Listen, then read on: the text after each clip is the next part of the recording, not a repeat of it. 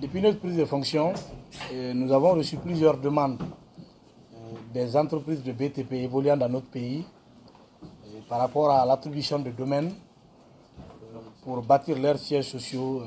à Conakry. Et après analyse de ces différentes demandes venant de ces entreprises, nous avons rapproché la Confédération guinéenne des entreprises, appelée le patronat, pour partager avec eux l'indisponibilité au niveau de l'État de servir toutes ces entreprises. C'est à l'issue de ces discussions que nous sommes arrivés à la conclusion, vu que l'ensemble de ces entreprises évoluent dans le secteur des BTP, ils ont besoin non seulement d'espace pour les bureaux, mais également ils ont besoin d'espace pour des entrepôts ou des hangars pouvant abriter les différents engins. Et ensemble avec les collègues au sein du ministère de l'Urbanisme, de l'Habitat et de l'Aménagement du territoire et du ministère des Travaux publics, nous avons estimé qu'il fallait travailler à l'image des autres pays qui ont quand même réussi à mettre en place des cités dédiées aux entreprises des BTP au niveau des périphéries. C'est là que nous avons commis la Direction nationale de l'aménagement du territoire et de l'urbanisme pour identifier des zones au niveau de la sous-préfecture de Kouria afin qu'on puisse recaser l'ensemble de ces entreprises de BTP, non seulement pour bâtir une cité de ces entreprises de BTP, mais également non loin à 10 km environ de cette cité, les donner des espaces pouvant abriter leurs hangars et l'ensemble de leurs équipements et matériels. Pour ce faire, ce matin, nous avons demandé au patronat d'inviter l'ensemble de ces entreprises pour qu'ils puissent venir, qu'on partage avec eux cette initiative qui découle de l'ambition du chef de l'État de créer des pôles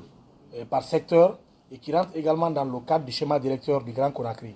Donc ce matin, nous avons échangé avec les entreprises, nous avons exprimé la volonté du gouvernement de pouvoir dégager un espace de 50 hectares dans la zone de Kouria où ces entreprises individuellement prises vont bâtir leurs bureaux. À l'issue des discussions dans cette salle, vu que ces entreprises sont composées aussi de bureaux d'études et de bureaux de contrôle, l'ensemble de ces bureaux d'études ont proposé leurs services de façon gratuite pour aller faire les levées sur le site, faire les études, les propositions d'aménagement et nous sortir un plan architectural qui prendra en compte l'ensemble des individualités de chaque entreprise pour bâtir leur siège dans la zone. Donc les collègues du ministère de l'Urbanisme, à savoir le secrétaire général et le directeur du Bureau de stratégie de développement, et le secrétaire général du ministère des Travaux publics et son collègue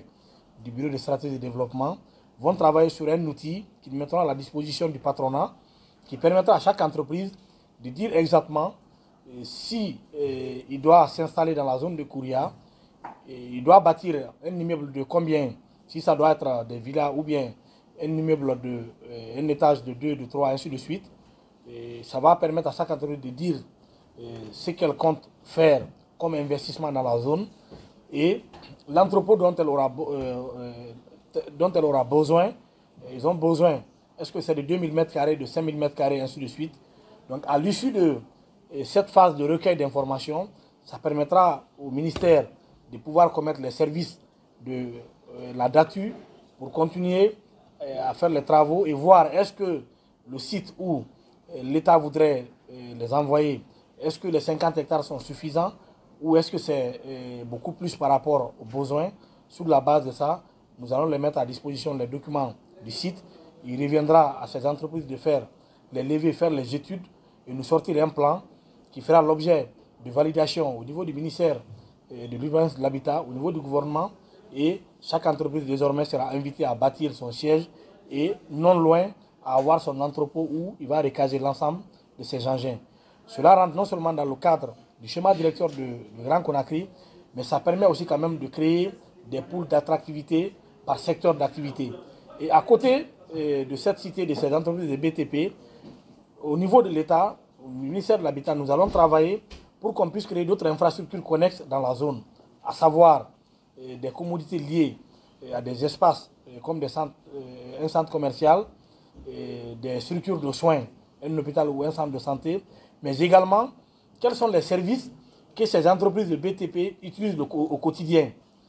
Il s'agit des services des impôts, donc nous allons encourager le ministère du Budget à travers la Direction générale des impôts à créer des services connexes dans cette zone